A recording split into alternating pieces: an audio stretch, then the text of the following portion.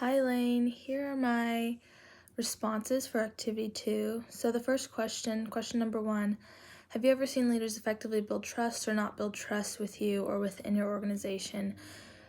What has been the impact? So I've experienced this firsthand with my college track and field team experiencing a switch in coaching staff, and this happened at a later point in the careers of everyone in my age or older. At that point, I was a redshirt junior, so I'd actually already been at the university for 4 years with a different coach.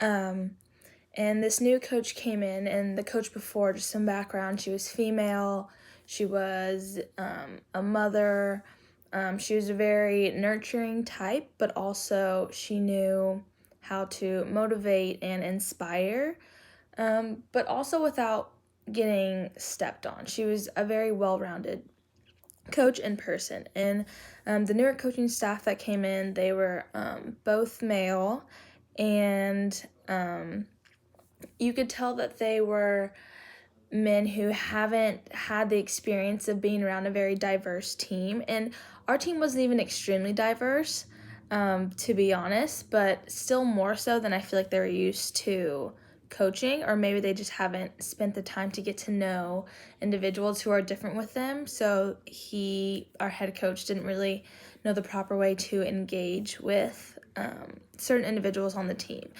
And when he originally came in to, introduce himself for the first time, you could tell that he had no interest in genuinely building trust and building connections with the individuals on the team. For the freshman that came in and he was their first coach, he didn't have to work as hard. But for us older athletes who have been there quite a while, you would think that he would know how hard he would have to work to get to know us and build trust with us, since we've been under a completely different coaching staff this whole time. But he didn't take the time to do that. He really just wanted to. It all came across very superficial. He is goal oriented in the fact that he wanted to win a conference championship, he wanted to win a national championship, and then I think it was pretty clear that he wanted to get out of our university and kind of use that as a way to boost his resume and go somewhere else. So we were in a smaller town, but we were a pretty talented team, so we had the ability to compete at that higher level. And the impact of his lack of wanting to get to know us was just a team that didn't trust him at all. We didn't trust his our program strategy, so the workouts he put us through, like, we never really bought into it. We didn't trust that he really had our best interests at heart, and it kind of led to a really rough couple years under his coaching. And that leads me to, when have you seen psychological safety effectively or not effectively operating in an organization, and how has it impacted either innovation, learning, or growth? So this is your question 3. And in terms of psychological safety, I wouldn't say that there was a practice of that. If anything, there was kind of the opposite among the coach and athlete relationship.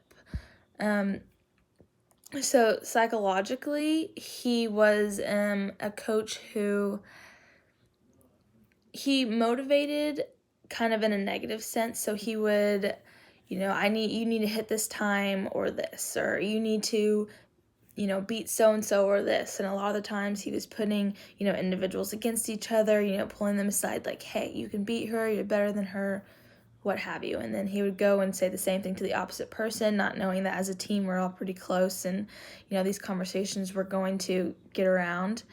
And so psychologically there was no safety on our team in terms of our coach-athlete relationship. And so to answer question 4, what key takeaways from the suggested tactics will you adopt to improve your team dynamic / work environment?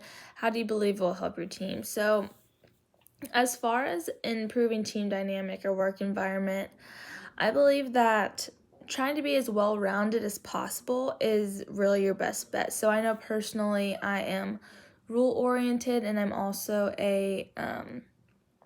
I'm relationship-focused. And I think it would be good to, have a little bit more innovation in me and, be a little bit more goal oriented and figure out how to implement these into the person I want to be and the leader I want to become. And ultimately, I feel like it will have a positive impact on any team that I'm a part of if I'm able to, develop myself into an individual that can benefit really any organization that I go into. So, yeah, you had a great workshop, and I enjoyed participating in your activities. So, thanks, Elaine.